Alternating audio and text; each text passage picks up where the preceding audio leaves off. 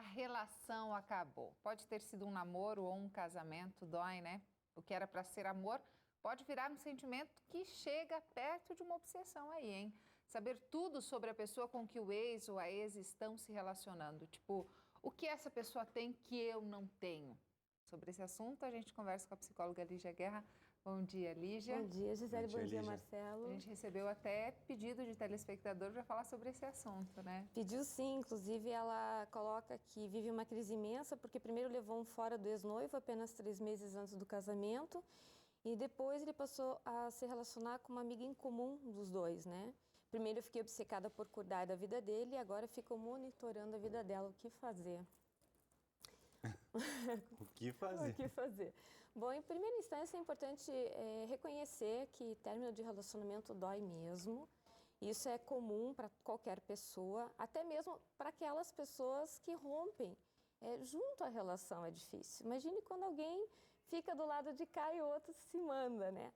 Então, eu diria assim para a Andréia que se ela está sentindo a necessidade de buscar ajuda, ela que vá mesmo à procura de um psicólogo. Porque quando nós temos dores físicas, nós vamos em busca de um médico. E por que também não cuidar da alma com a mesma seriedade, né? Agora, a dor física também se agrava nesses momentos.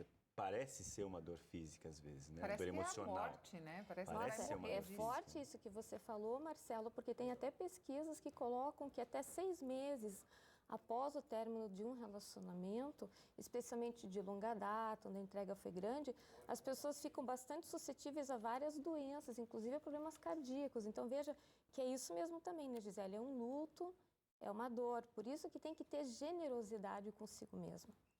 Agora, um foco importante que eu percebo é que a obsessão que essa pessoa, por vezes, coloca, que desenvolve, a partir do ponto que o relacionamento foi rompido, ela nada mais é do que uma representatividade de outras obsessões que muitas vezes a pessoa já tem em outros aspectos da vida. Às vezes a pessoa ela já é obcecada pela opinião do outro, ela já é perfeccionista, ela já tem obsessões sobre o próprio corpo, alimentação, enfim. E isso é apenas uma das vertentes. Então, quando a pessoa vai procurar ajuda e tratamento, que ela não fique focada apenas na obsessão da relação que findou, mas especialmente no perfil psicológico que ela tem. Ela vai ter que desenvolver mais generosidade em relação a si própria, porque eu vejo que as pessoas muitas vezes são generosas com o outro, mas muito pouco generosas consigo mesmas. Se amam muito pouco. Então, essa autoestima aí, ela realmente não é que ela deixou de existir, talvez ela nunca tenha sido construída de fato. Agora, a gente tem um fator que favorece muito essa obsessão, que são as redes sociais, né? Hoje em dia é muito fácil você pesquisar a vida de uma pessoa. Antigamente, por exemplo, você não tinha como ficar vasculhando a vida de alguém, a não ser que você fosse revirar o lixo da pessoa, né? Mas era o máximo que você conseguia. Agora, com rede social é mais difícil, né? Ou seja, facilita essa obsessão, né? Facilita a obsessão e complica a comparação. Porque se antigamente nós tínhamos as informações mais fidedignas em relação às pessoas, talvez fosse mais fácil que quando a comparação existisse eu conseguisse me libertar. Realmente, a pessoa tem isso de melhor, mas também tem essa dificuldade nesse aspecto. A rede social não, ela vende só o que é bom, aparentemente. Ela vende uma casca. Então, é bem mais sedutor você ficar se comparando só com aquilo que você projeta no outro de glamouroso. Embora eu pense que a comparação, ela realmente tenha que ser cuidada nesse aspecto, né?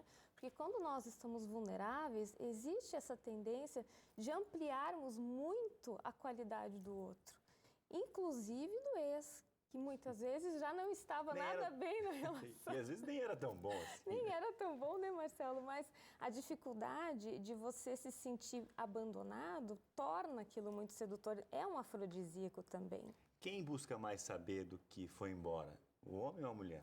Ambos, para nossa surpresa. Sério? Achei que fossem as mulheres. Eu também achava. Eu já achei que fossem os homens. Então, eu fui até pesquisar aqui depois dessa pergunta e a minha surpresa foi bastante grande. A diferença, Gisele, em relação a nós, é que nós comentamos mais com as amigas. Essa é a grande questão. E o homem, ele fica mais discreto. Mas existe quando o homem está apaixonado pela mulher e, digamos, fica, né, fora desse circuito aí, a mulher volta a se relacionar com uma outra pessoa, ele olha também, ele quer saber, ele compara. Então, você monitora veja a distância. Monitora a distância. A questão do gênero e até interessante da idade também Independe, temos sempre aquela ideia de que o adolescente é mais suscetível a isso.